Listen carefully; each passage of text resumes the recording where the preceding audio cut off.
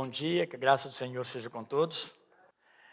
Irmãos, podem abrir suas Bíblias no Evangelho de Mateus 26, a partir do verso 26. Nosso estudo hoje começa com a ceia do Senhor. E a ideia nossa é trazer alguns estudos, algumas mensagens, pregações sobre esse momento de Cristo, que antecede a sua crucificação e depois a sua ressurreição. Tá? São 3 fins de semana, pelo menos acho que 5 ou 6 mensagens.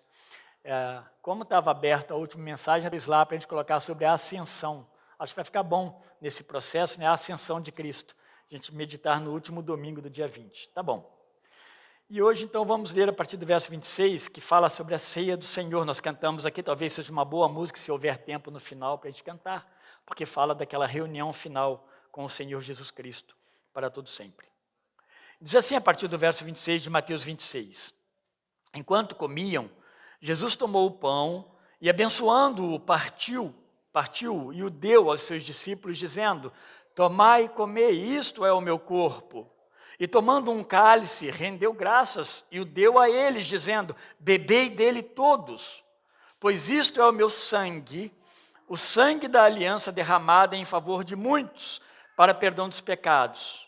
Mas digo-vos que desde agora não mais beberei deste fruto da videira, até aquele dia em que beberei o vinho novo convosco no reino do meu Pai. E depois de cantar um hino, saíram para o Monte das Oliveiras. O nosso texto, meus irmãos, então reservado, é esse aí, para essa manhã, para a gente falar um pouco sobre a ceia do Senhor. Mas é importante nós falarmos sobre a ceia do Senhor, voltando um pouco aqui no próprio texto, e lembrarmos o significado, então, também da Páscoa, porque ele faz menção da Páscoa em todos os evangelhos, ele vai fazer essa menção da Páscoa. E pensando no sentido de que Páscoa não é ceia do Senhor. A gente tem que pensar na Páscoa como uma ordem de Deus temporária, educativa, preparativa, mas que ela teve um tempo de duração. Por quê? Porque nós fomos criados dentro de o nosso país, ele cresceu em torno de um cristianismo que olhava para a Páscoa como uma celebração. Então fazia uma mistura da Páscoa com a ceia. O mesmo cristianismo que falava da ceia, que fala da ceia, falava também da Páscoa e incentivava a Páscoa. A Páscoa ela não é, de fato, mais uma celebração existente no meio do cristianismo.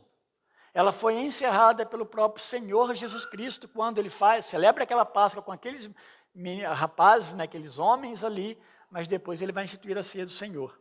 Então, no verso 17 até o 19, ele diz assim, vocês estão com a Bíblia aberta, é só acompanhar. No primeiro dia da festa dos pães asmos, vieram os discípulos a Jesus e lhe perguntaram: onde queres que te façamos os preparativos para comeres a Páscoa?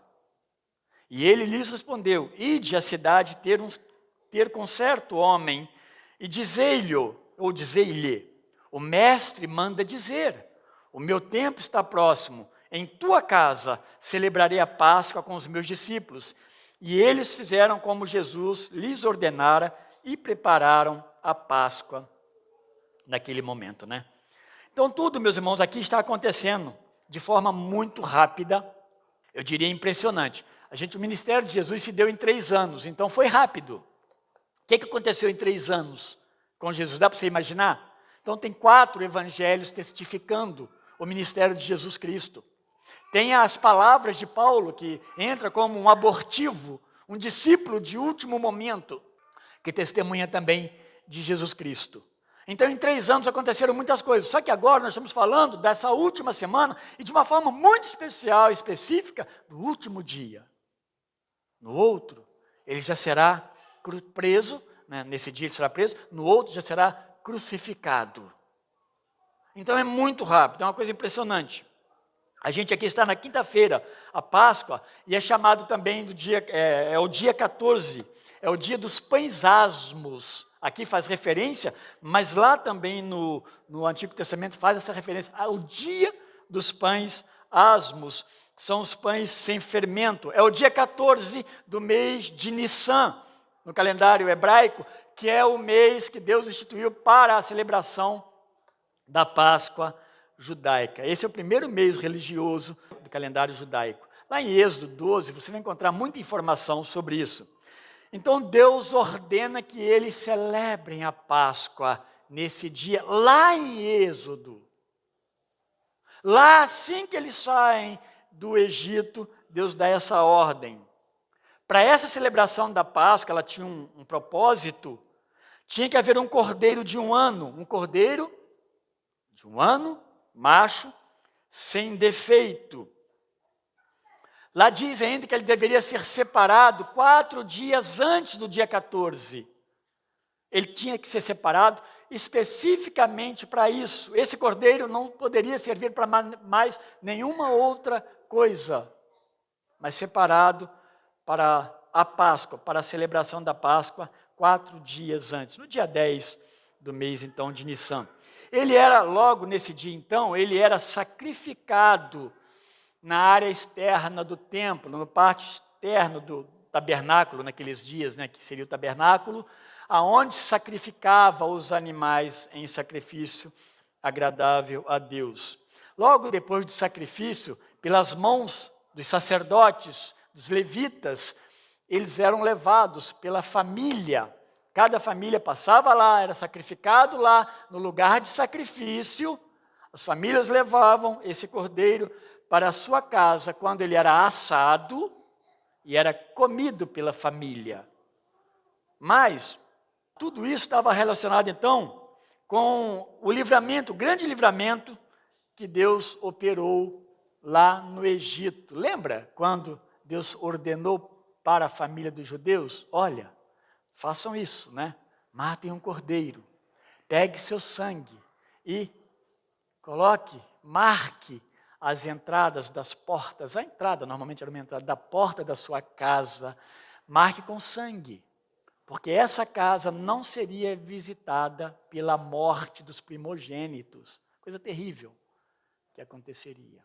Era um ato de quê? Uma ordem de Deus, uma necessidade, então, de obediência. Esse sangue desse cordeiro que era sacrificado, então, lá no pátio externo do templo, esse sangue a família botava também em ato de celebração em volta dos umbrais da sua casa também. Sua família levava o sangue e colocava lá. O que Jesus, então, meus irmãos, está dizendo aqui com os seus 12 discípulos, nesse primeiro momento que nós estamos falando da Páscoa, é a celebração pascal. Ele está se reunindo com ele aqui para celebrar a Páscoa. Havia cordeiro, havia os pães asmos ali com Jesus e os discípulos, haviam as ervas amargas para essa celebração. É isso que estava acontecendo nesse primeiro momento, que ele reúne os discípulos. Algumas coisas que precisamos observar, então, quando se tratava da Páscoa. Eu não estou extraindo todos os textos, tá? Mas a Bíblia nos ensina isso. Algumas coisas que devem ser observadas quando se celebrava a Páscoa. Primeiro, é somente para os circuncisos. Aqueles que eram circuncidados, o homem fazia parte. A circuncisão era a forma de fazer parte do povo de Israel. Mais do que isso, era uma aliança com Deus.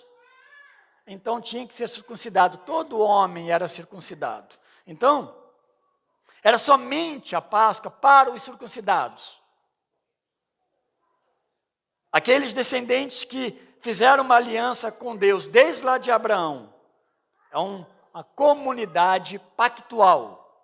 Só a comunidade pactual poderia participar, então, do momento da Páscoa. Gênesis 12, Gênesis 15, a gente vai ver esse pacto de Deus com Abraão e depois ele é seguido e ordenado para o povo de Deus também. Outra coisa, a celebração ela é feita unicamente por cada família do povo judeu. Embora havia a representação do todo através das famílias que se reuniam, as famílias do pacto. Uma outra coisa, dentro desse mesmo contexto, o cordeiro ele não podia sair da casa, ele não podia ser comido em outro lugar que não fosse a casa e aquela família, porque tinha todo um sentido, tinha toda uma aplicação para eles, tinha todo um ensino, uma didática de Deus também, uma ordem. Então não podia ser levado para outro lugar. Se levasse para outro lugar, perdia todo o sentido e o que Deus tinha de fato ordenado e ensinado. Os ossos do cordeiro não podiam ser quebrados. Isso é importante, porque nós vamos ver isso repetido depois nos Salmos, mas depois também lá em Jesus Cristo, que eles não quebram os ossos dele, mas quebram os ossos dos ladrões que estavam ao lado de Jesus Cristo. Porque a ideia, meus irmãos, de casa, de não quebrar ossos, é muito forte a questão aqui de unidade. Deus está nos ensinando também que há uma unidade em torno dele.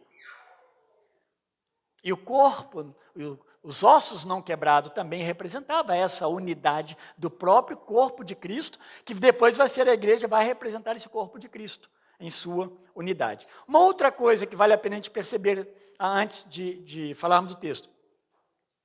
A ceia, então, ela vai substituir a Páscoa. E ela deverá ser praticada somente pelos purificados. Vocês vão me entender um pouco sobre isso. Ainda não é o texto da ceia. De 20 a 25 ele fala assim, chegada a tarde, pôs-se ele à mesa com os 12 discípulos. Aqui ainda é Páscoa, tá? E enquanto comiam a Páscoa, declarou Jesus, em verdade vos digo que um dentre vós me trairá. E eles, muitíssimo contristados, começaram um por um a perguntar, porventura sou eu, Senhor? E ele respondeu, o que mete comigo a mão no prato, esse me trairá. O Filho do Homem vai, como está escrito a seu respeito, mas ai daquele por intermédio de quem o Filho do Homem está sendo traído. Melhor lhe fora não haver nascido. Então Judas, que o traía, perguntou, acaso sou eu, mestre? Respondeu-lhe Jesus, tu o disseste. Bem sarcástico, Judas. Aqui, meus irmãos, eles ainda estão celebrando a Páscoa. Mais adiante que nós vamos ver que ele vai entrar no momento da ceia. Aqui está celebrando a Páscoa. Na sequência, aí sim, ele vai ressignificar. Ele vai ensinar o que ele espera, o que ele quer a partir de agora. Ele espera dos seus discípulos e da sua igreja. Porque então, meus irmãos, com os discípulos ali, a partir daquele momento que vai ser a ceia, eles deixam de ser então as famílias judaicas, representada pelos circuncidados externamente, a circuncisão é um ato externo, e passa a ser a reunião dos cristãos, os circuncisos de quê? De coração. O cristão ele não tem sinal no corpo para mostrar que ele é crente. É um sinal no coração, que Deus opera isso pelo poder do teu Santo Espírito. São os limpos pela palavra de Cristo. João faz essas ênfases maravilhosamente no capítulo 13, no capítulo 15. No capítulo 13 ele vai usar a expressão que nem todos estavam limpos, lá no 13:10. Mas quando chega no 15, ele vai dizer, vocês já estão limpos pela palavra que lhes foi anunciado. Essa maravilha da palavra de Cristo que levou esses homens a terem suas vidas transformadas. Esse, de fato, é o Filho de Deus. Esse é o Messias. A declaração de Pedro em Mateus 16 é maravilhosa. E assim vai ser João Batista mais atrás, traz o Cordeiro de Deus que tira o pecado do mundo. Essa compreensão pelo que Jesus os ensinou por meio da sua palavra, os levou a uma transformação de vida. Assim, meus irmãos, ainda que possamos enxergar com clareza Judas, aqui nesse texto mesmo, aqui menos um pouco, mas no contexto geral, como traidor, e aqui nos parece apontar por isso, mas quando ele fala, é o que mete a mão no prato comigo, poderia haver outros ali, por mais que é o que mete a mão no prato, muitos estavam metendo a mão no prato naquela hora. Mas talvez a ênfase de Jesus ali não seja falar, é esse homem aqui, é Judas. Não, ele talvez não fosse essa a preocupação. Talvez fosse mais. Alguém que come conosco, alguém que está na nossa roda, alguém que se diz cristão, que canta, que adora, que anda, que convive. Esse me trairá. E eles vão ficar com esse pensamento, por certo, nas suas mentes. E aí vem as perguntas, sou eu? Sou eu? Judas também fala, Ele não vai ficar atrás. Ele não vai ficar quieto nessa hora, Por acaso sou eu, Senhor?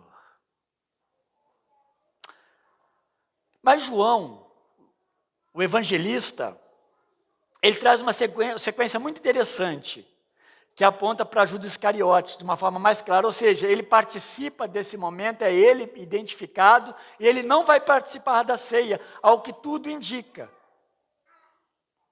Lá em João 13, 26, diz assim, é aquele a quem eu der o bocado molhado, talvez um pouco mais refinado aqui, a indicação de que é Judas, mas pode ser, muitos podiam estar recebendo de Jesus. O bocado molhado, pão molhado com algum tipo de molho, ervas amargas, né? Formavam um molho que eles molhavam o pão e comiam o pão da Páscoa. Mas em João 13, 27, ainda nessa celebração da Páscoa, lá em João, Jesus ordena a Judas que o que pretendes fazer, faze-o depressa. Agora Jesus foi bem direcionado. Faz depressa. Jesus sabia. Isso não era uma coisa escondida de Jesus Cristo. Deus o revelou ao Senhor Jesus Cristo, por certo. E no 13:27 e no 13:30, mostra então, e tendo Judas tomado o bocado, ele saiu logo, e era noite, né? Então, meus irmãos, todo esse momento que acontece aqui, aponta para um Judas que, logo após, né, Jesus vai celebrar a ceia com os seus discípulos.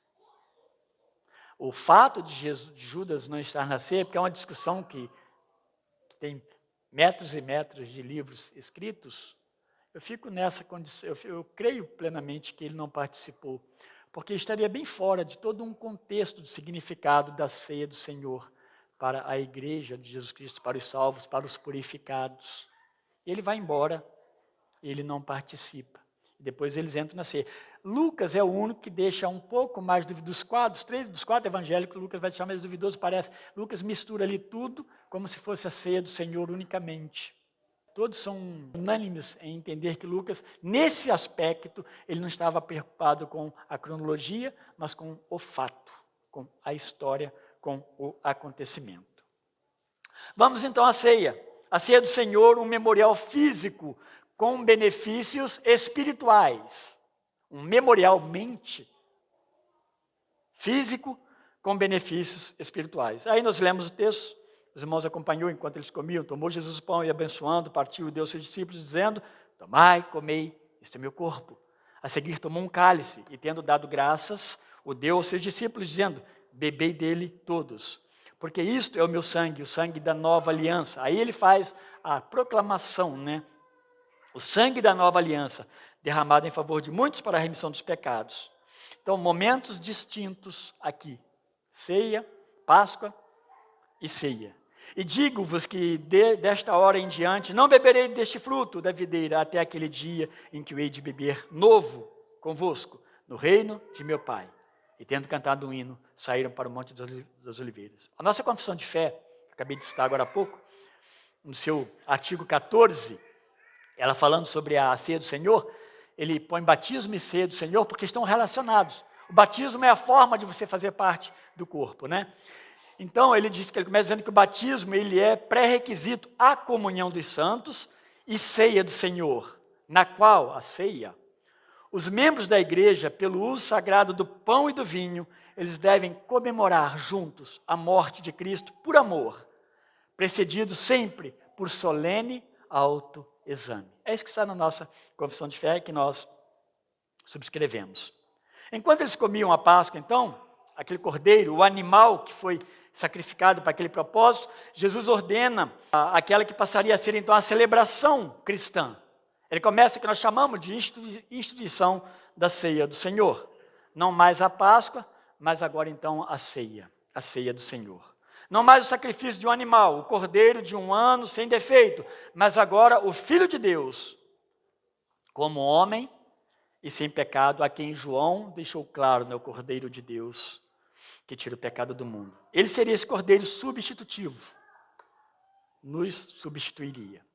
Segundo John Stott, Jesus estava dando ordens para o seu próprio culto memorial. Eu desejo que seja assim.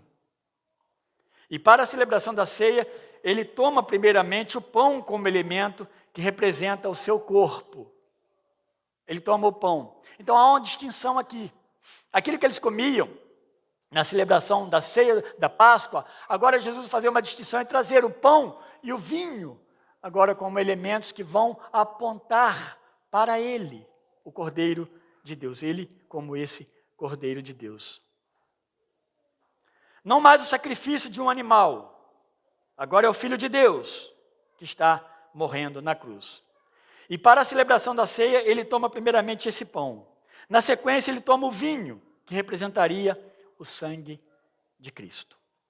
Os evangelhos identificam Jesus tanto como o pão de Deus, a gente pode ver isso em João capítulo 6, por exemplo, o pão que vem do céu e que vai alimentar, e que vai tirar a fome para sempre daquele que crê. Esse é o sentido de Jesus como pão de Deus. Mas ele fala que Jesus também é a videira. Em João 15, ele é a videira verdadeira e nós somos os ramos dessa videira.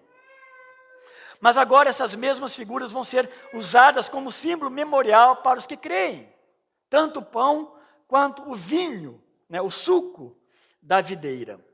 Isto é o meu corpo, este é o meu sangue, simbolicamente, representativamente, porque Jesus estava diante deles ali com isso, com essas coisas nas mãos. Por sua ordem, ele levantou, tomou-as em suas mãos, e ele agora se dirige num processo de adoração a Deus e ordena isso aos seus discípulos. Pensando na Páscoa, meus irmãos, ela apontava para o poder de Deus diante de Faraó. A Páscoa ela vai simbolizar a grande vitória de Deus, o Deus como único Deus, o grande Deus, ele foi vitorioso diante de Faraó. E houve então a libertação do cativeiro ali no Egito. Estavam escravizados, sofrendo, e por promessa eles foram libertos. É a saída e a constituição de um povo chamado agora como povo de Deus.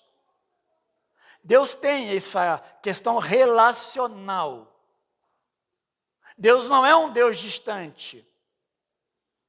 A história, dos deuses nos diz que naquele tempo dos egípcios mesmo, e antes disso, Gênesis, aqueles tempos de Gênesis, como os povos viviam, eles serviam seus deuses com grandes salvas, cheias de alimento, de coisas maravilhosas que chegavam e botavam diante daquele Deus, e essas coisas estragavam. Elas apodreciam, mas eram deuses exigentes. O nosso Deus nos serve. Ele é diferente de todos os deuses. Então, todo esse processo de libertação ali do Egito sempre fez muito sentido. Mas o povo judeu, eles foram ensinados a enxergar como sombra tudo aquilo que estava fazendo, principalmente com relação à Páscoa. Eles tinham que olhar isso como sombra de algo maior que Deus ainda tinha para eles mais adiante. E eles foram ao longo do tempo ensinados dessa forma. Eles foram ensinados a perceber a realidade da redenção necessária, a redenção definitiva de Deus. Eles foram ensinados. Essas coisas não eram simplesmente celebração por celebração. Não era simplesmente um memorial para morrer como um memorial. Eles tinham sentido. E o sentido apontava lá para frente, como nós cantamos e lemos aqui, cantamos aqui, que a ceia ela aponta lá para frente, quando nós nos reuniremos com Deus para sempre. Se nós perdermos isso de vista, a ceia passa a ser simplesmente uma celebração local. Um encontro da igreja, mas sem sentido. Deus ensinava o povo a olharem lá para frente. Algo maior eu estou preparando, uma libertação maior eu estou preparando para vocês. Eles foram então ensinados a perceber. E seria através da libertação do nosso pecado, por meio desse Cordeiro encarnado. E esse povo seria então um povo regenerado. É o povo de Deus. Mas tem que enxergar o Cordeiro de Deus, não o Cordeiro pascal. Mas na Páscoa tudo havia sentido sim, mas sempre seria provisório. Sempre provisório. E o problema então é eles não terem percebido a obra maior de Deus, mesmo diante das palavras dos profetas. Sabe quando Deus está nos falando? Sabe quando o Evangelho está nos ensinando, nos exortando nos direcionando, mas muitas vezes nós não queremos tudo para nós. Queremos parte do Evangelho. E não existe maneira de agradarmos a Deus pela metade, ainda que Ele nos considere por causa de Jesus Cristo. Moisés, Samuel, Davi, Jeremias 31, fica muito claro. Jeremias 31, 31, deixa claro. Eis que firmarei convosco uma aliança nova. Jeremias está falando quase que próximo, 600 e poucos anos antes, que o Messias está chegando. Eles sabiam disso. A Páscoa, então, ela se encerra. Porque o Cordeiro perfeito, o Cordeiro sem mácula, já chegou. E em breve ele vai morrer. Né? Ele vai morrer para formar um povo. O povo, agora sim, o povo da aliança, convidado a sentar-se à mesa por esse Cordeiro, por meio desse Cordeiro e com este Cordeiro. Esse é o sentido da nova aliança. E o que a gente está falando então da ceia é que esse povo que foi chamado a formar a nova aliança é o povo que vai celebrá-lo até o dia que o fará eternamente no céu. Esse é o propósito. O Cordeiro ressurreto. Assim, com a morte do Cordeiro, que é Jesus Cristo, morre também a Páscoa judaica. E os judeus que nos perdoem, né? Mas eles continuam presos ainda nessas celebrações. E às vezes, meus irmãos, muitos cristãos ainda estão presos nessas celebrações pascal. Elas tiveram seu sentido. E elas têm aplicações para as nossas vidas maravilhosas, todo esse ensino. Mas nós celebramos a ceia do Senhor. Jesus, então, ele desejava ser lembrado por sua morte, por meio, então, do pão e vinho. Ato que vai ser perpetuado pela igreja através da ressurreição de Cristo. O novo alcance, então, implica agora não mais nas famílias judaicas como representativas de todo o povo judeu, mas agora a família cristã. Eu, você. A igreja devidamente constituída pelos que foram lavados pelo sangue do Cordeiro. Não pode haver aqueles que participam da ceia que não tenham sido lavados pelo sangue do Cordeiro. A ideia de purificados que Jesus vai usar em João 13, em João 15 e outras referências. Purificados, limpos pela obra do Cordeiro.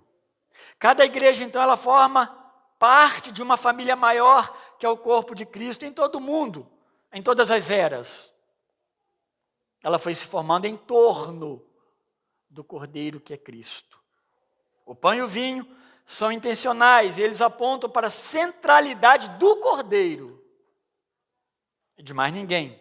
Esse Cordeiro, ele será morto, mas ele reviverá. Lembra? O contrário do Cordeiro da Páscoa. Não quebrava os ossos, mas ele não tinha mais vida.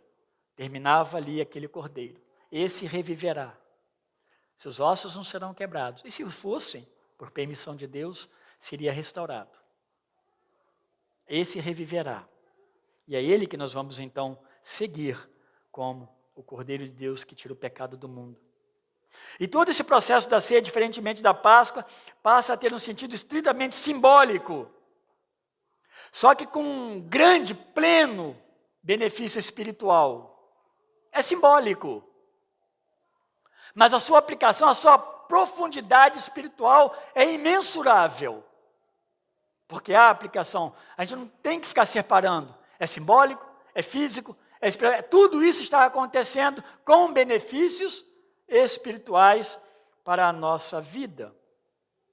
John Piper, ele nos lembra que, abre aspas, a participação na ceia do Senhor envolve um ato físico, comer o pão e tomar o cálice. Mas ele diz que envolve também um ato mental, trazer à memória a obra histórica de Cristo em libertação de nossos pecados. Mas, por fim, um ato espiritual, que difere a igreja de qualquer outra celebração semelhante. Porque a igreja, ela vive isso. Isso faz parte daquilo que Cristo fez nela mesma.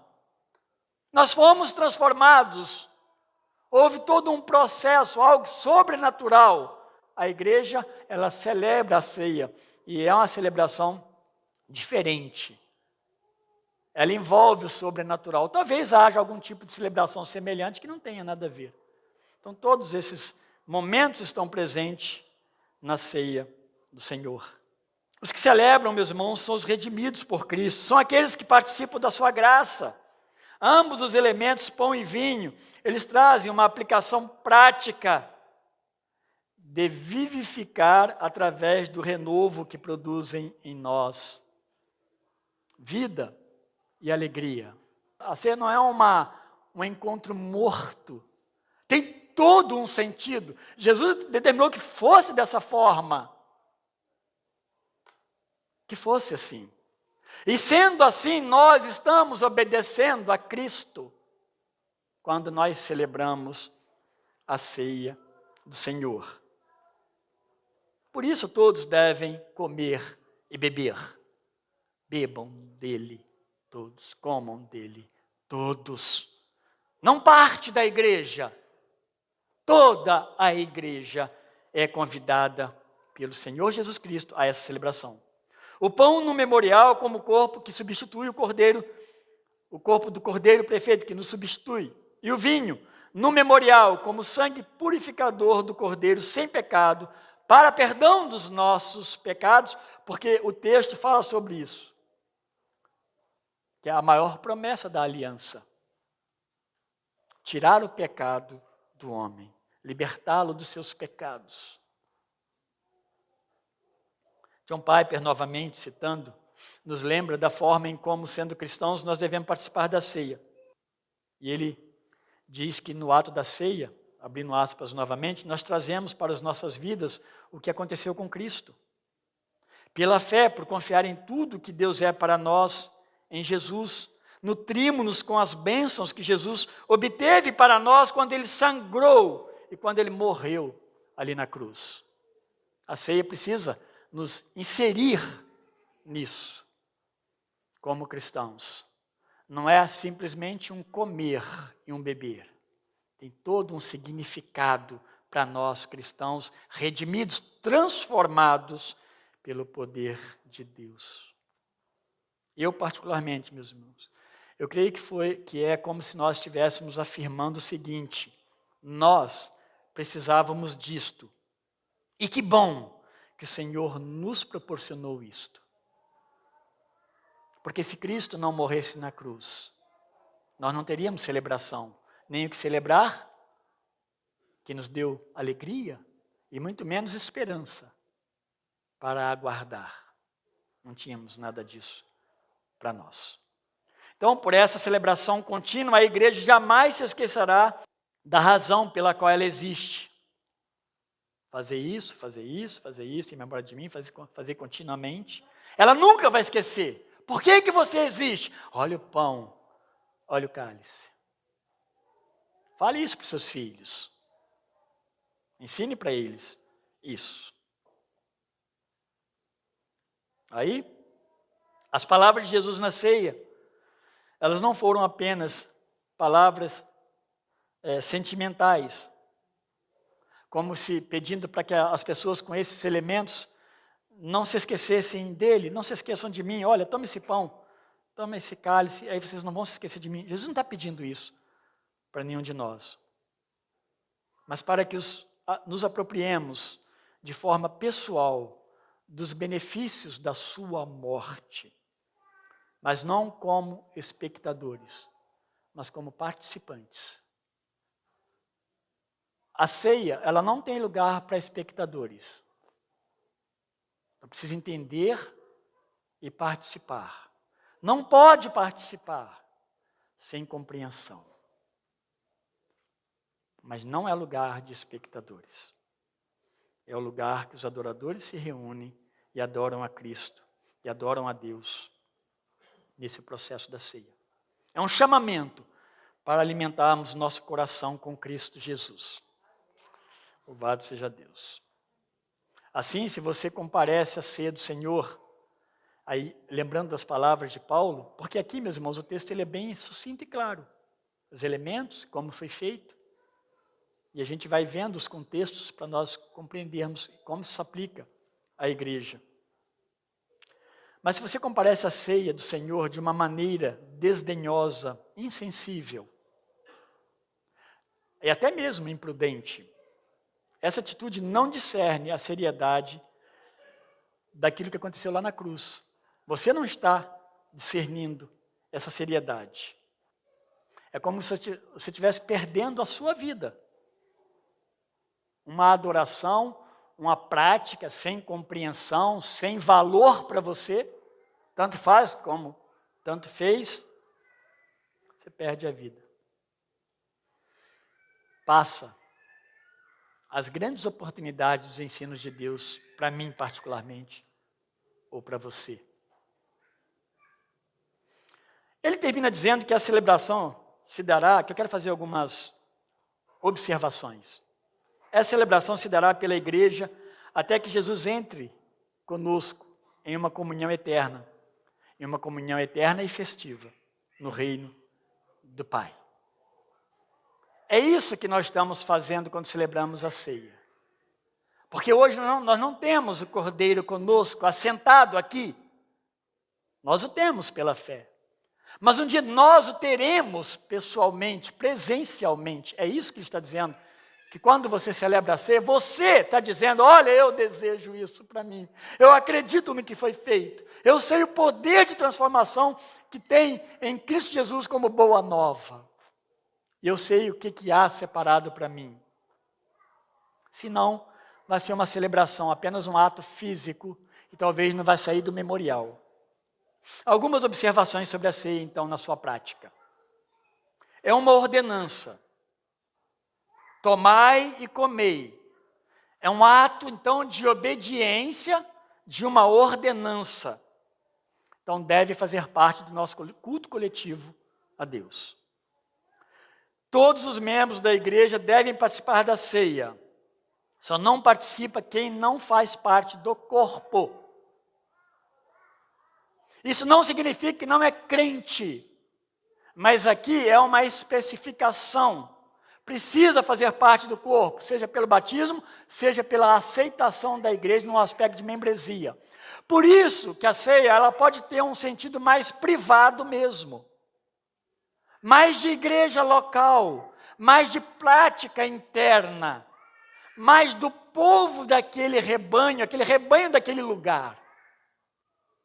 Porque assim nós estamos mais próximos, cremos, do que Cristo está querendo nos ensinar quando ele chega, ensina e faz assim com seus discípulos de uma forma particular, inclusive, que nos parece, excluindo Judas, que nunca foi convertido.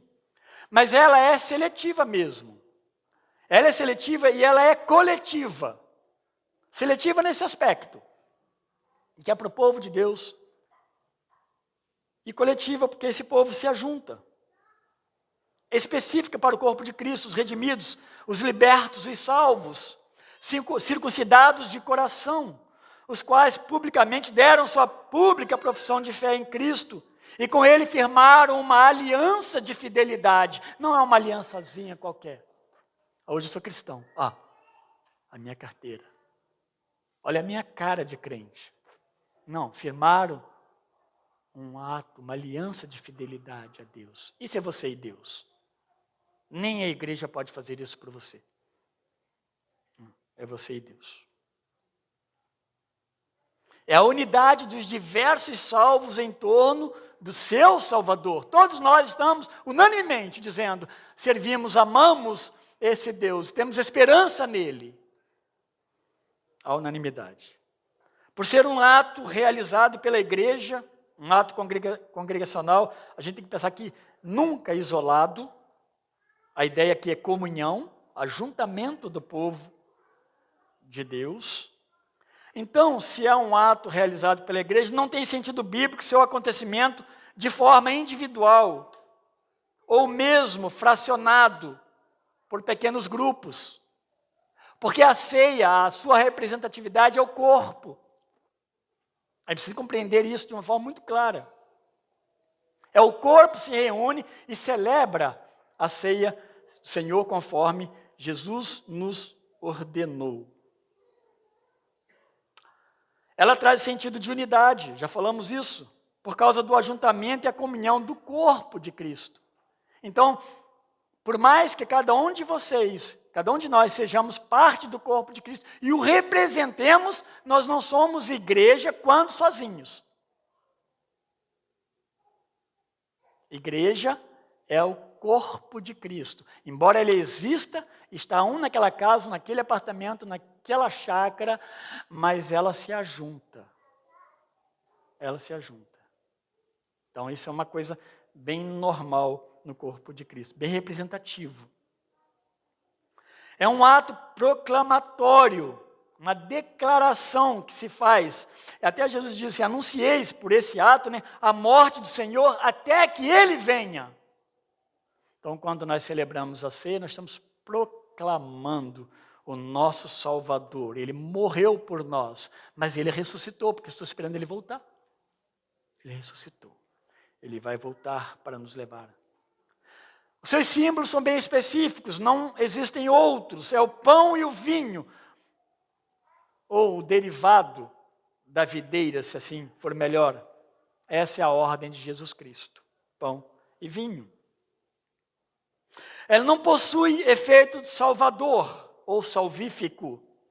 Ela apenas aponta para a verdade que ela simboliza.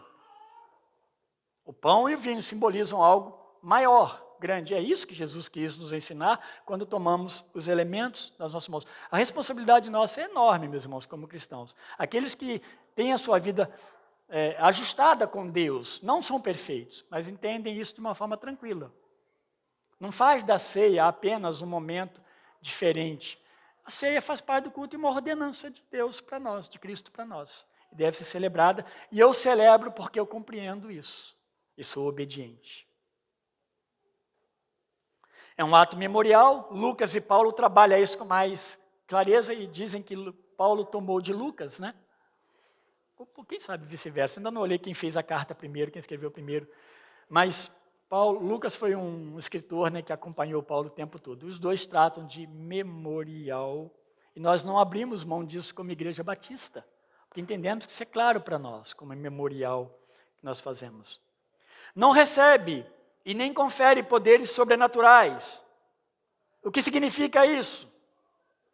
Isso significa que os elementos usados, tanto o pão quanto o vinho, eles não possuem qualquer poder místico, nem antes e nem depois das orações. Eles não sofrem transformações, eles não adquirem mais poder quando você toma ou alguém ora por ele e entrega, como nós vemos isso em outros meios e comunidades, outras comunidades evangélicas. Não sofre nenhum tipo de adoração.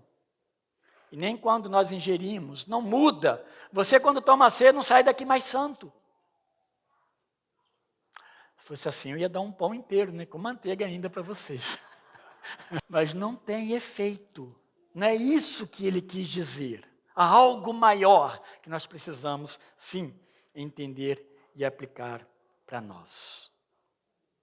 Isso não aconteceu nem com Cristo e nem com a igreja primitiva. Você não vai encontrar essas orientações, essas mudanças. Não. É um memorial que quando nós obedecemos, somos abençoados. Esse que é interessante, Quando nós cumprimos, porque nós entendemos, nós somos abençoados quando fazemos. Estou terminando, tá? A prática da ceia, então, ela deve levar-nos a uma reflexão de constante exame e profundo arrependimento, é onde Paulo vai trabalhar mais profundamente. 1 Coríntios 11. Isso deve ser constante.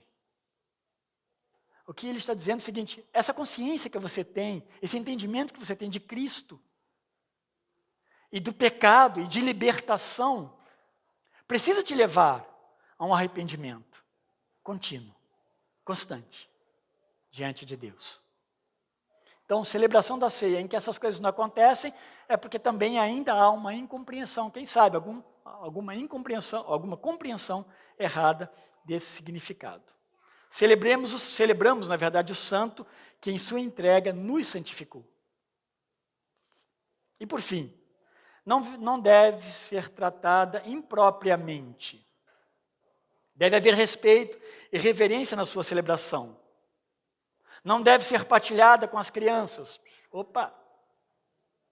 Não é bom que a gente faça dessa forma, senão ela não vai entender, ela vai achar que a ceia é uma celebração bem banal. Explique para ela depois. Talvez uma criança, um bebezinho, não sei. Mas tome bastante cuidado.